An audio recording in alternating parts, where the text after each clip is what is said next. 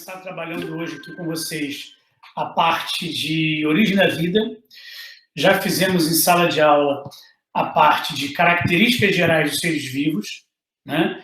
Então, agora eu vou começar desde lá da origem do planeta Terra, passando pela origem da vida, primeiro ser vivo, características gerais, beleza?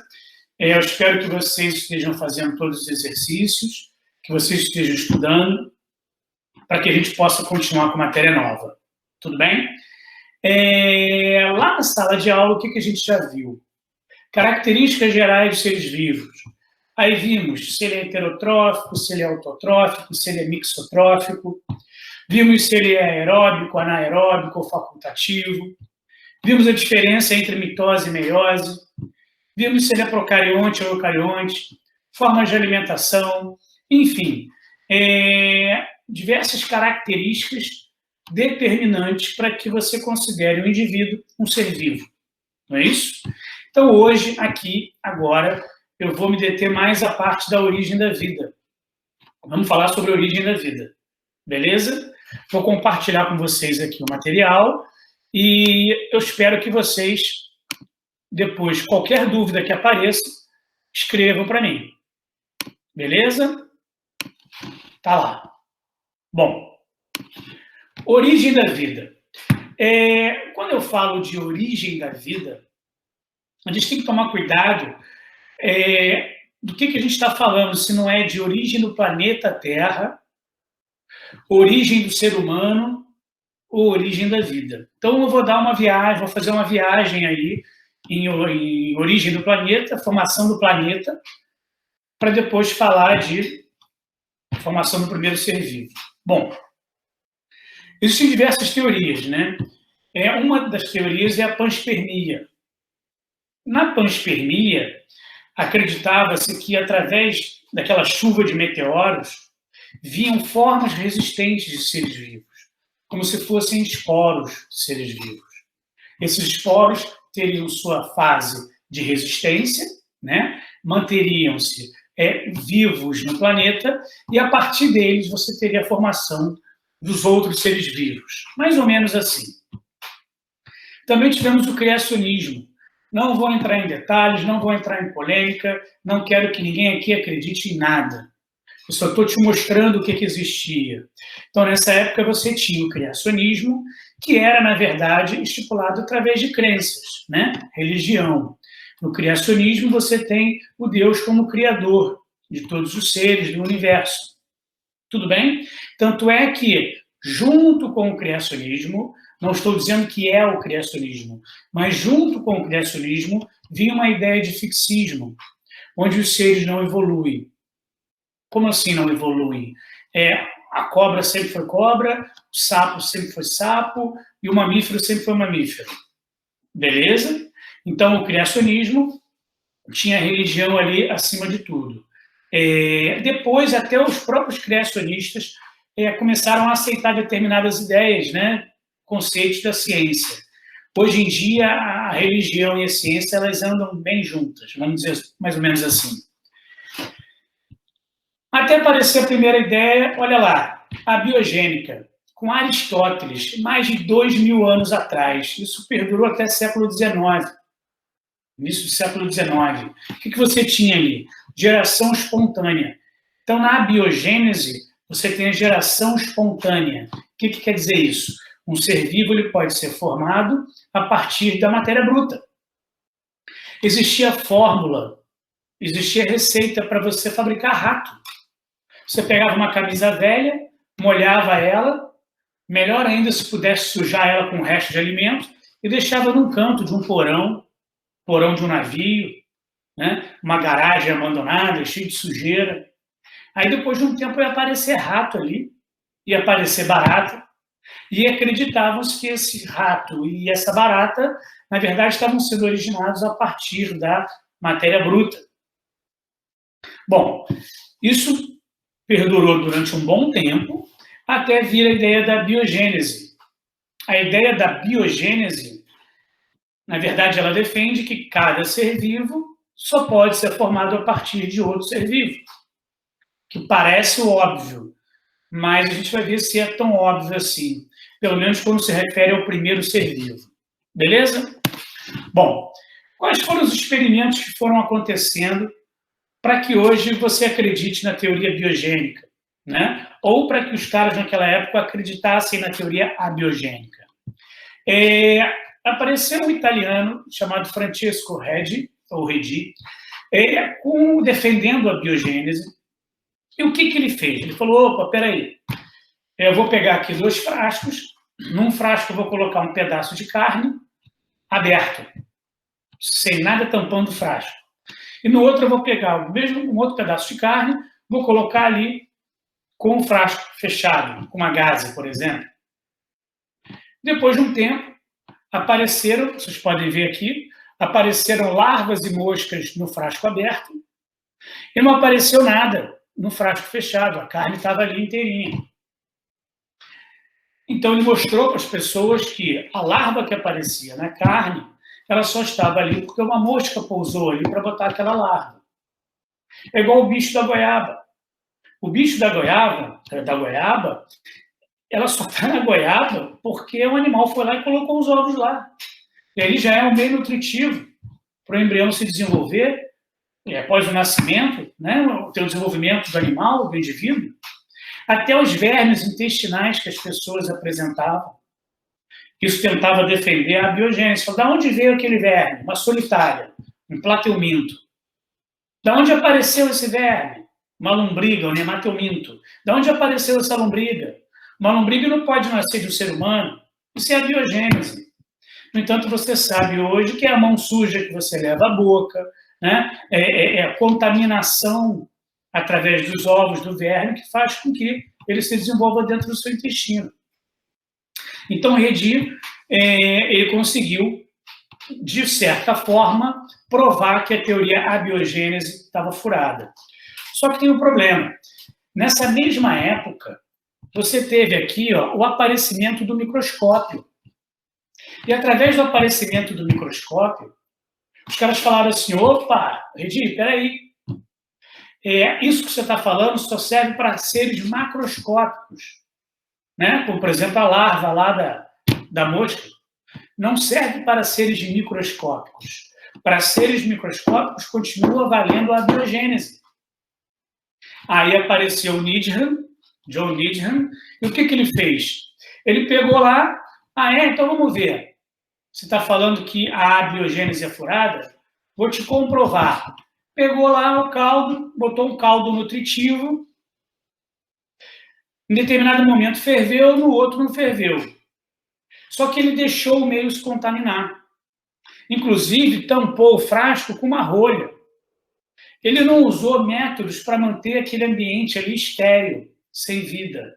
Então, mesmo que a princípio não tivesse nenhum micro-organismo olhando ao microscópio, não demorou 48 horas, não demorou 2 dias para aquilo ali estar tudo contaminado. Porque a rolha estava contaminada, o ambiente estava contaminado. Aí apareceu um cara chamado Lázaro Spallanzani. Falou assim, não, vou te mostrar o que você fez de errado. Ele ferveu o caldo, e não só fechou muito bem fechado o frasco, como em determinado momento ele derreteu o vidro do frasco, fechando a ponta, de forma totalmente estéril. E mostrou que naquele caldo não ia aparecer nenhum ser vivo, nenhum micro-organismo, e não apareceu. Mesmo assim, tiveram discussões, porque muitos defendiam que ele tinha matado o tal do princípio vital. O que era o princípio vital? Que era essa força que fazia com que esses micro-organismos aparecessem.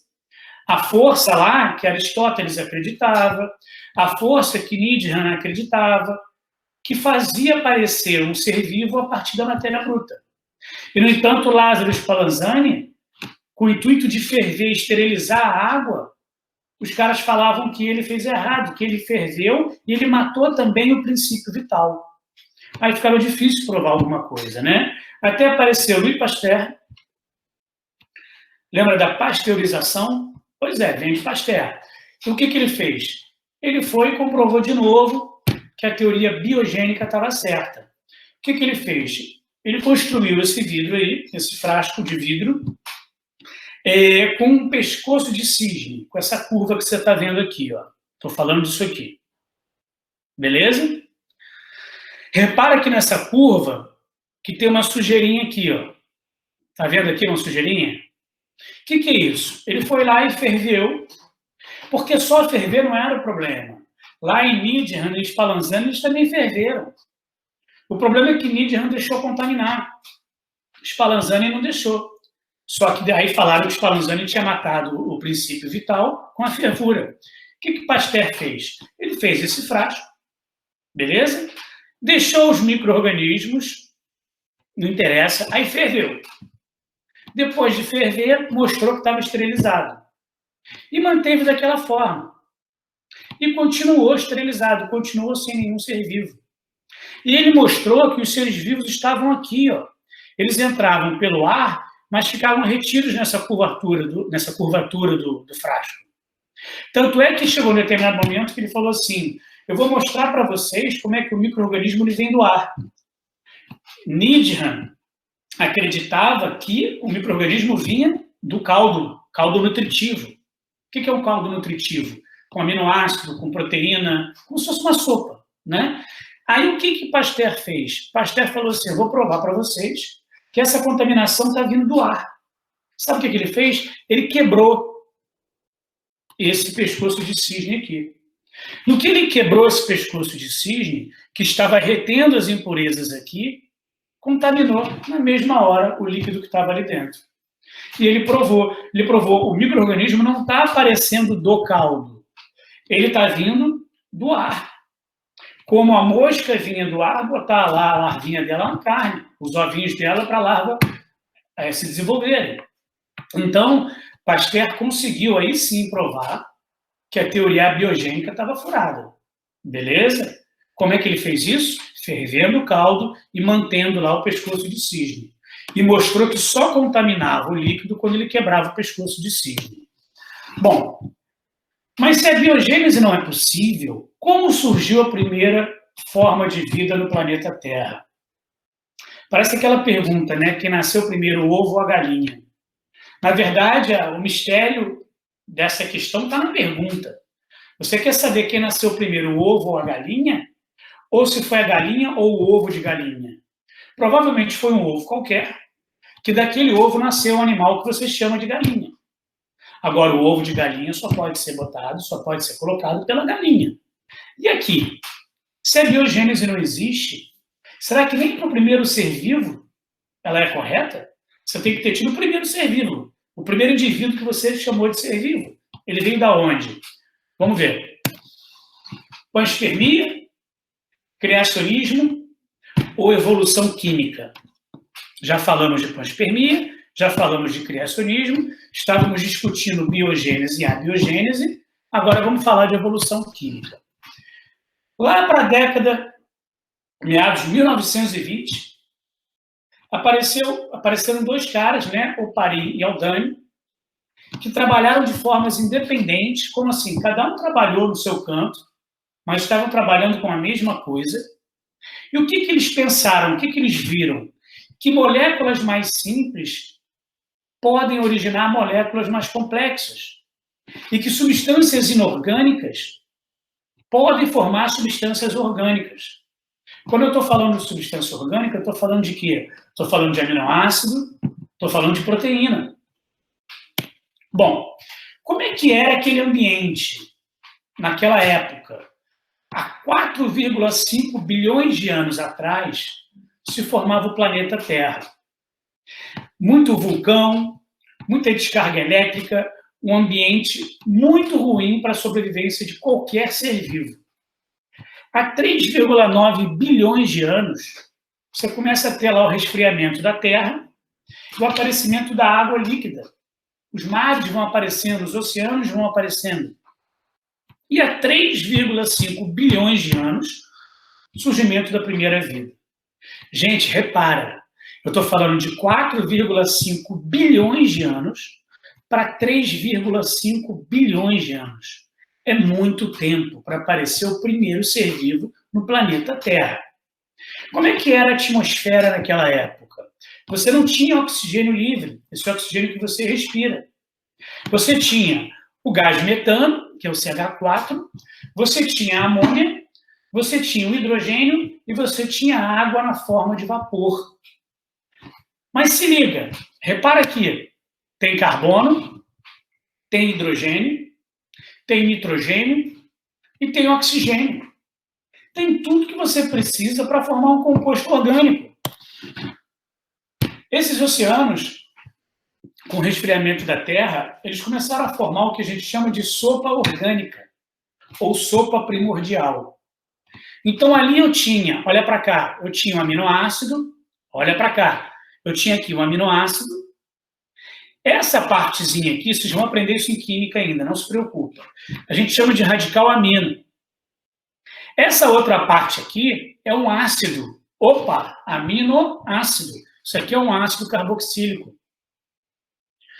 Eu posso juntar dois aminoácidos. Quando eu junto dois aminoácidos, sempre o radical ácido de um com o amino do outro. Então, eu tenho aqui um aminoácido, radical amino, radical ácido. Radical amino, radical ácido. Quando eu junto dois aminoácidos, eu perco uma molécula de água. Então, eu tenho ali a junção de aminoácidos. Quando eu junto aminoácidos, que são monômeros, eu formo uma proteína, que é um polímero.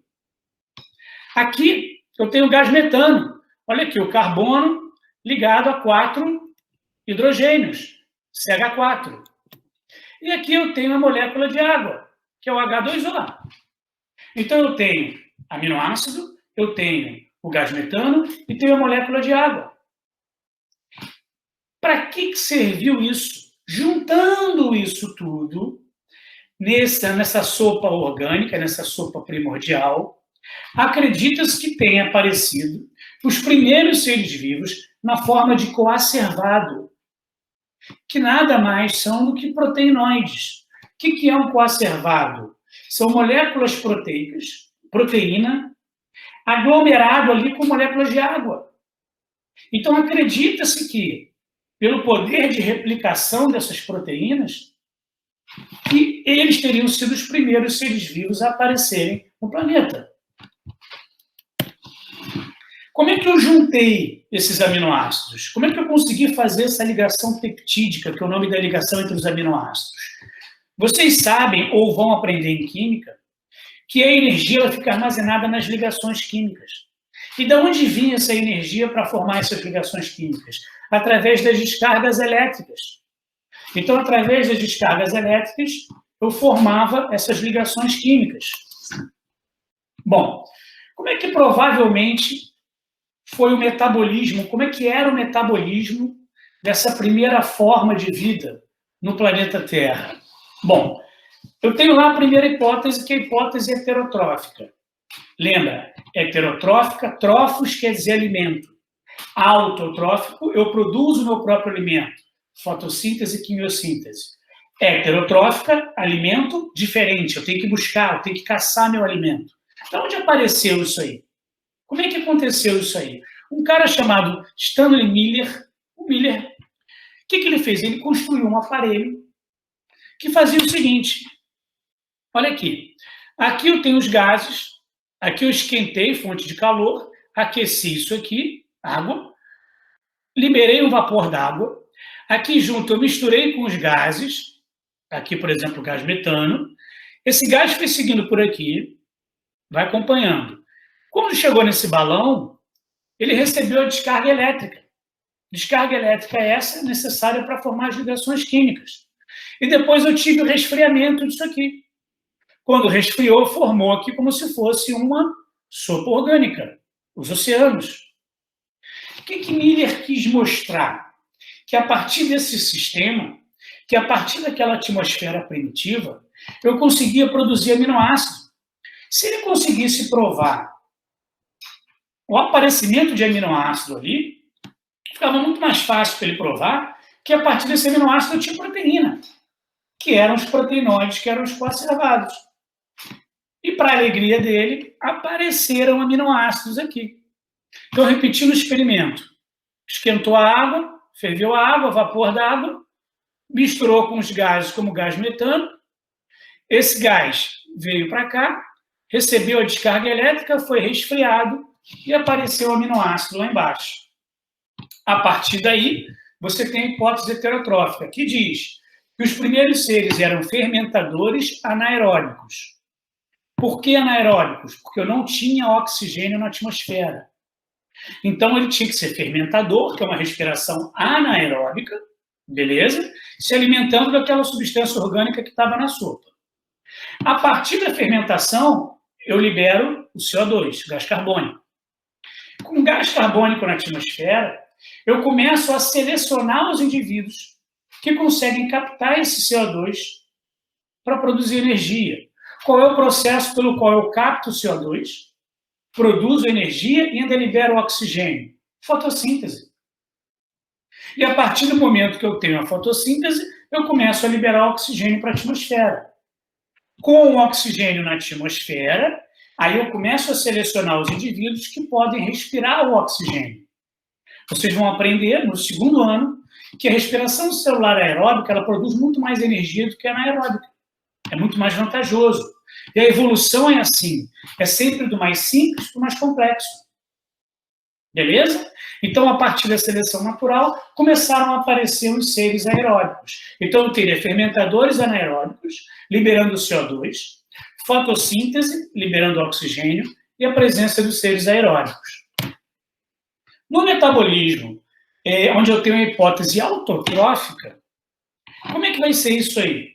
Lembra que na Terra primitiva, eu tinha matéria orgânica. Mas aí eu te pergunto, essa matéria orgânica ela era suficiente para sustentar o crescimento dos primeiros seres vivos? Será? Bom, eu tinha fossas submarinas, fendas no fundo do mar. Beleza? Nessas fendas foram encontradas bactérias quimiolito-autotróficas. São bactérias quimiosintéticas. Lito quer dizer rocha. Quimiolito-autotróficas. São quimioautotróficas. Como assim? Não tem luz ali. Não dá para fazer fotossíntese. Então, a bactéria faz quimiossíntese. Então, são bactérias quimiosintéticas, bactérias que são quimioautotróficas. Como elas estavam nas rochas, no fundo do mar, a gente chama de quimiolito-autotróficas. Beleza? Vou repetir. Não tem como fazer fotossíntese ali. Eu não tenho luz. Tem a fase clara da fotossíntese que é dependente de luz. Eu não tenho luz ali. Então, no fundo do mar, onde eu não tenho luz, eu tenho bactéria fazendo igual fonte termal. Você deve ter escutado, se eu não me engano, em Caxambu, que tem as fontes termais. Ali você encontra bactérias que são quimiosintéticas. Então, nesse caso, eu estou falando lá no fundo do mar, onde não tem luz, lá nas rochas, eu tenho as bactérias quimiolito-autotróficas. O que elas fazem? Elas pegam compostos como enxofre, compostos como ferro, compostos de ferro, e produzem substâncias orgânicas. Então, na verdade, elas estão produzindo o seu alimento a partir da substância inorgânica. Beleza? Tomando cuidado com o tempo aqui, né? Então, a partir dessa quimiossíntese, eu vou ter a produção de substância orgânica a partir da inorgânica, sem a presença de luz. Porque eu estou aonde? Eu estou no fundo do mar. Se eu estou no fundo do mar, eu não tenho nenhuma fonte de luz. Beleza? Bom, eu espero que vocês tenham entendido o que foi importante aí nesse momento. Você entender que existe uma cronologia, né? Existe uma série de eventos que vão acontecendo, um vai determinando que o outro aconteça. Então, eu tenho lá duas hipóteses, que é a hipótese autotrófica e heterotrófica. Discutimos também, falamos aqui sobre teoria biogênica e abiogênica, e os experimentos, onde cada cientista tentava provar a sua certeza, né? Tanto na biogênese quanto na biogênese. Eu espero que tenha ficado claro. Tudo bem? Se não, volta, assiste de novo, pausadamente, ou qualquer coisa, me manda dúvida lá na nossa plataforma. Vou fazer com vocês agora 2 exercícios. Como é que isso apareceria numa prova? Primeira questão lá numa faculdade de medicina. Olha a pergunta. Qual teoria sobre a origem da vida o experimento de Needham reforçou? O que Needham queria provar? Biogênese ou abiogênese? Repara que é uma questão específica para uma prova de medicina. Você ia tirar de letra. Então, qual é a teoria sobre a origem da vida para o experimento de Needham? Teoria da abiogênese, não é isso? O que ela defende? Está lá. O experimento de Needham reforçou a ideia da abiogênese. Essa teoria defende a ideia da geração espontânea da vida a partir da matéria inanimada, da matéria bruta. Tranquilo? Letra B. Por que não surgiram micro-organismos nesse caldo, mesmo com o frasco aberto? Por que foi importante manter o frasco aberto? Lembra que quando você mantinha o frasco aberto, você permitia a entrada de micro-organismos. Para evitar isso, você fazia a fervura. Com a fervura, você está esterilizando. Então, olha lá, os micro-organismos e esporos ficavam retidos na curva do bico em forma de pescoço de cisne. Então, na verdade, aqui na letra B, ele está falando de Pasteur. Aqui eu estava falando de Needham. Needham deixou contaminar a partir do frasco aberto. Tanto é que Spallanzani, o que ele fez? Ele derreteu o vidro. Só contaminou o experimento de Spallanzani depois que ele abriu. Não é isso? Já para Pasteur, eu estou falando do pescoço de cisne. O pescoço de cisne, olha o que está dizendo o gabarito. Os micro-organismos de esporos ficaram retidos na curva do bico, aquilo que eu tinha explicado para vocês. Só quando ele quebra é que contamina. Foi importante manter o frasco aberto, porque os defensores da biogênese acreditavam que o princípio ativo que insuflava a vida da matéria animada estava no ar. Então, na verdade, todos aqueles caras que defendiam a abiogênese, o princípio ativo, eles diziam que o indivíduo, que o ser vivo aparecia da matéria bruta. Eles não estavam entendendo que aquilo vinha do ar, né? Eles estavam entendendo, eles acreditavam que vinham da própria sopa. E Pasteur acabou com essa teoria, ele provou que estava vindo do ar a partir do momento que ele quebra o pescoço de cisne ali e contamina o meio que ele tinha. Aí ele é sobre o coacervado, ele tem uma microscopia de um possível coacervado, e ele pergunta na letra A, quais são as moléculas orgânicas que constituem os coacervados? Proteína. Qual a importância dos coacervados para a teoria sobre a origem da vida? Então, eu tenho proteína e tenho que os coacervados eles podem ter dado origem às primeiras células procarióticas. O que a célula procariótica tem? Membrana. E o que é membrana? De que a membrana é formada? De proteína.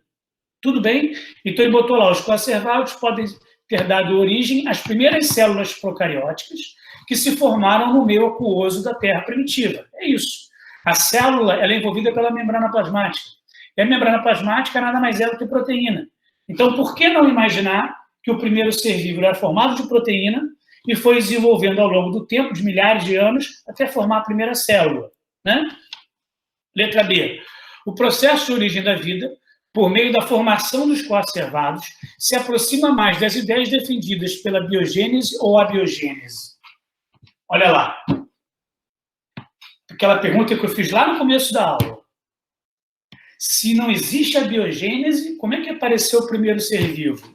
Olha o gabarito. A biogênese. Então, para a formação, para o aparecimento do primeiro ser vivo, você vai considerar a biogênese, que você só tinha uma sopa orgânica.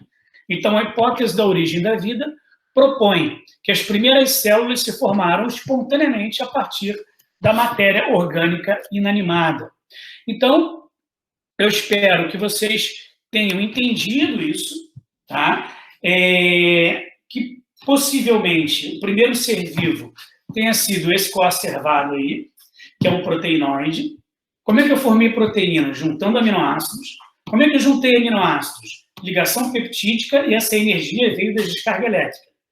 E que possivelmente, a partir desse proteinoide, eu tive a formação da primeira célula.